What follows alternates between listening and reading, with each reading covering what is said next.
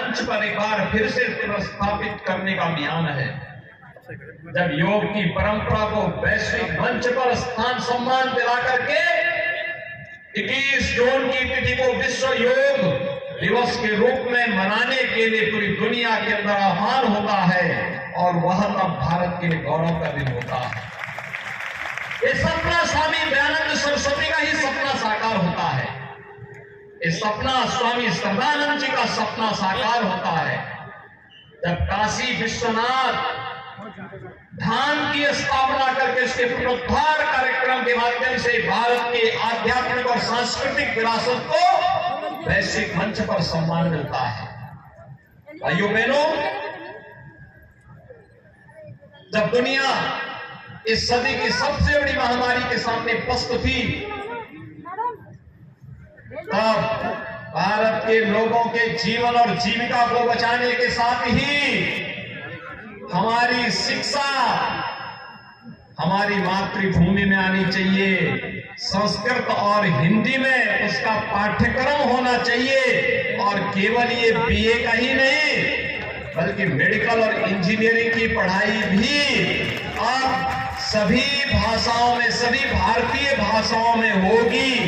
यह भी राष्ट्रीय शिक्षा नीति का एक हिस्सा बन चुका है। आप जाइए उत्तर प्रदेश के अंदर, हम लोगों ने कुछ पुस्तकों का हिंदी अनुवाद कर दिया, मेडिकल की भी और इंजीनियरिंग का भी, और अगली बार तक आप देखेंगे ये सभी पाठ्यक्रम हिंदी में भी आपको हर विश्वविद्यालय, हर महाविद्यालय में आपको पढ़ने को मिलेंगे। ये भी महर्षि दयानंद सरस्वती का ही राष्ट्र गौरव के बोधकार, हिंदी के गौरव को अनुभूति कराने वाला क्षण है। आपने देखा होगा 15 अगस्त को प्रधानमंत्री जी ने लाल किले की प्राचीर से देशवासियों को पंच प्रण की प्रेरणा दी थी। उस पंच प्रण में एक विरासत के सम्मान का भी है, और महर्षि दयानंद सरस्वती की विरासत पर भी हर भारतवासी गौरव की अनुभूति करता है। स्वदेशी हो या क्रांतिकारियों की एक बड़ी टीम आजादी के आंदोलन के साथ नेतृत्व देने के लिए उस कालखंड में खड़ा करने में आर्य समाज ने बड़ी भूमिका का, सबसे बड़ी भूमिका का निर्वहन किया था।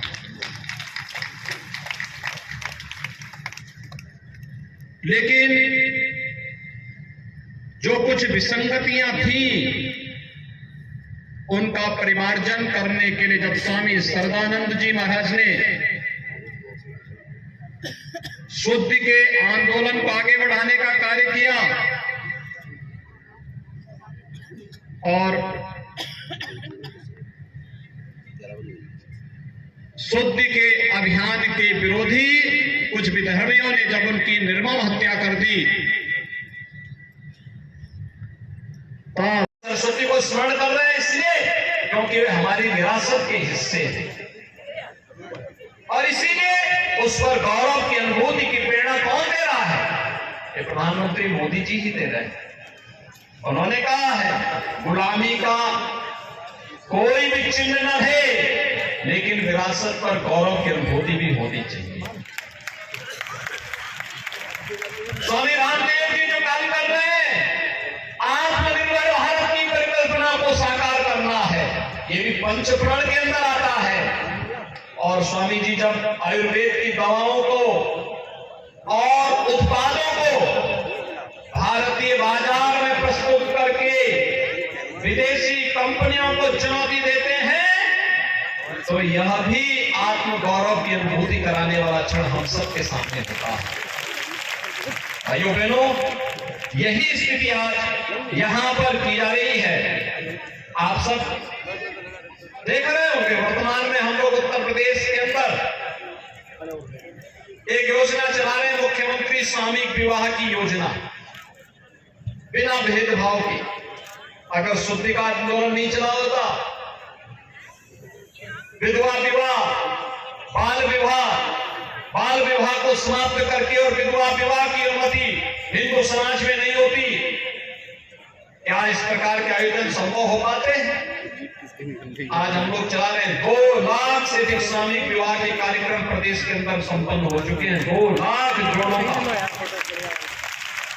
जन सहयोग से और सरकार के सहयोग से।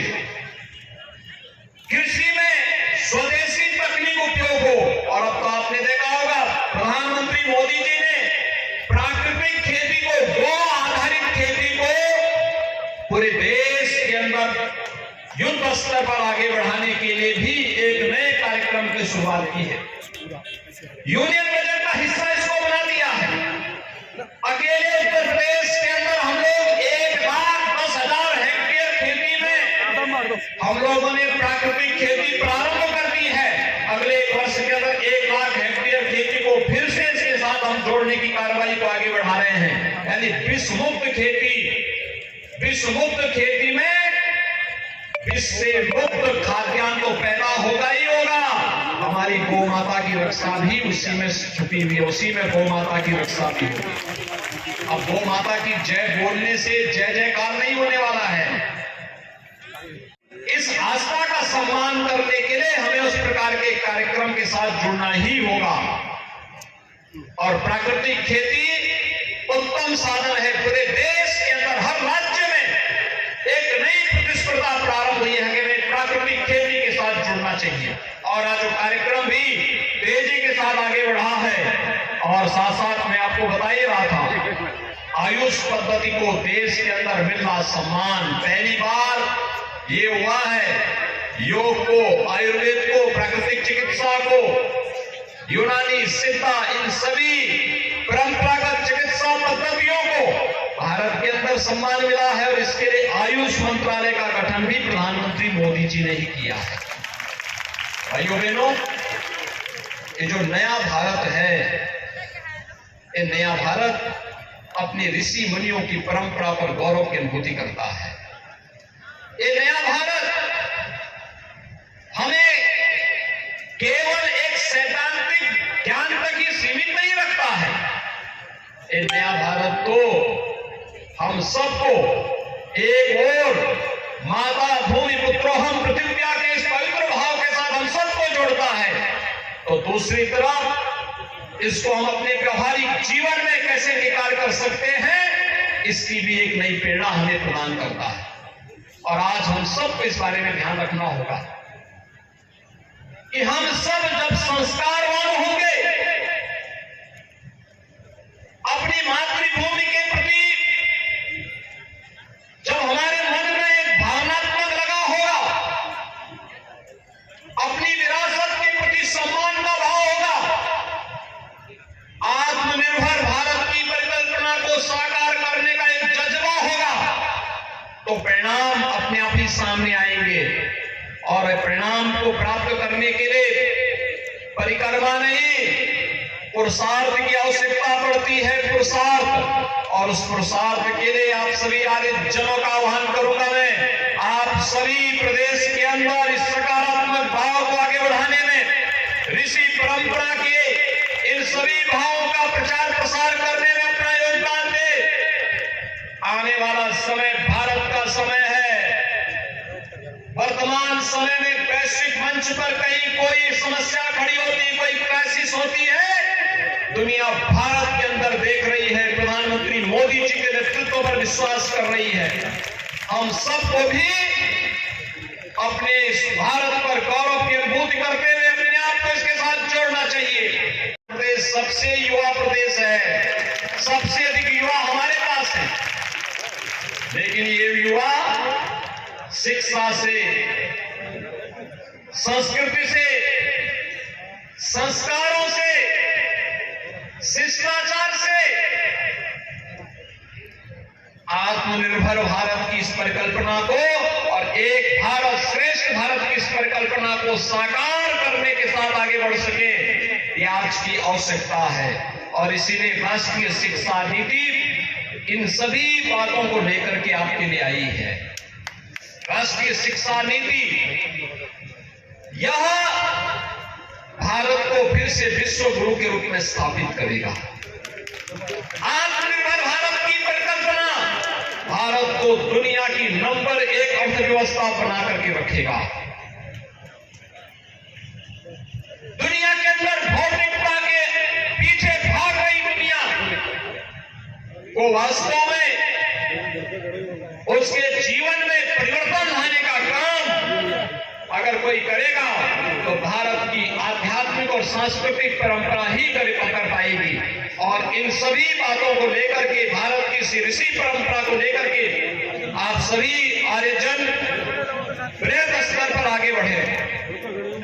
मेरी आप सबसे एक बात के लिए मैं आपसे आग्रह भी करूंगा और आग्रह होगा, हमें सरकारों के कार्यक्रमों की जानकारी भी अपने पास रखनी चाहिए, क्योंकि जब हम जनता के साथ संवाद बनाने के लिए जाते हैं तो हमें सरकार के कार्यक्रमों की जानकारी भी देनी चाहिए। बड़े पैमाने पर हम बड़े समुदाय को अपने साथ जोड़ करके, जहां कहीं भी छुआछूत और अस्पृश्यता हो, जहां कहीं भी भेदभाव हो, जहां कहीं भी विधवा विवाह के खिलाफ कोई आवाज उठा रहा हो, बाल विवाह को लोग प्रश्रय दे रहे हो, बहु विवाह को कोई प्रश्रय दे रहे हो, जहां कहीं भी कोई सामाजिक विकृति जन्म ले रही हो, उस विकृति के खिलाफ हम सबको खड़े होकर के सामूहिक रूप से उस लड़ाई को लेकर के आगे बढ़ना ही होगा। जिस समय आप सब संकल्प लेंगे, एक बार फिर से महर्षि दयानंद सरस्वती जी के सपने को साकार करने वाला भारत आप सबको दिखाई देगा। इस विश्वास के साथ मैं आज के इस कार्यक्रम में आप सभी आर्यजनों को एक बार फिर से हृदय से इस कार्यक्रम के लिए बधाई देता हूं। और देखते ही देखते 15 अगस्त 1947 को विधर्मियों को और ब्रिटिशर को इस देश को स्वतंत्र करने के लिए भी मजबूर होना पड़ा था। एक लंबा आंदोलन चला। हम सब की वर्तमान पीढ़ी गौरवशाली है कि हम लोग वर्तमान में आजादी का अमृत महोत्सव मना रहे हैं। और आजादी के अमृत महोत्सव में अभी मुझे एक ज्ञापन आर्य समाज बस्ती ने दिया, जिसमें उन्होंने बहुत सारी चीजों का उल्लेख किया है। और मैं कभी कभी इस बात को मानता हूं कि हम लोग आज भी व्यक्ति पूजा पर ज्यादा विश्वास करते हैं, व्यक्ति के आदर्शों पर कम। और मुझे लगता है कि स्वामी दयानंद की शिक्षा से एकदम विपरीत है। स्वामी दयानंद सरस्वती जी ने जब आर्य समाज की स्थापना की थी, उस समय व्यक्तिवाद से महत्वपूर्ण उसके मूल्य और आदर्शों पर विश्वास करके उसको अंगीकार करने पर उन्होंने जोर देने के लिए कहा था। और याद करिए, जब आजादी के अमृत महोत्सव के कार्यक्रम को प्रधानमंत्री मोदी जी के नेतृत्व में पूरे देश के अंदर आयोजित करने की बात हुई, यद्यपि विगत 8 वर्ष के अंदर आपने बदलते हुए भारत को देखा है। एक नए भारत को, एक उभरते हुए भारत को, एक भारत और श्रेष्ठ भारत की इस परिकल्पना को साकार होते हुए देखा है, जो सपना कभी स्वामी दयानंद सरस्वती जी ने देखा था, स्वामी श्रद्धानंद जी ने देखा था, आर्य समाज के पूज्य संतों ने, आर्य समाज के उन सभी पुरोधाओं ने देखा था। वही सपना आज साकार हो रहा है जब कश्मीर से धारा 370 समाप्त होती है। तब अयोध्या में मर्यादा पुरुषोत्तम भगवान श्री राम के भव्य मंदिर का मार्ग प्रशस्त होकर के प्रधानमंत्री मोदी जी स्वयं अयोध्या जाकर के मंदिर निर्माण के कार्य का शुभारंभ अपने कर कमलों से प्रारंभ करते हैं। पूज्य स्वामी रामदेव जी महाराज के इस कार्यक्रम में वहां उपस्थित थे। केदारपुरी का पुनरुद्धार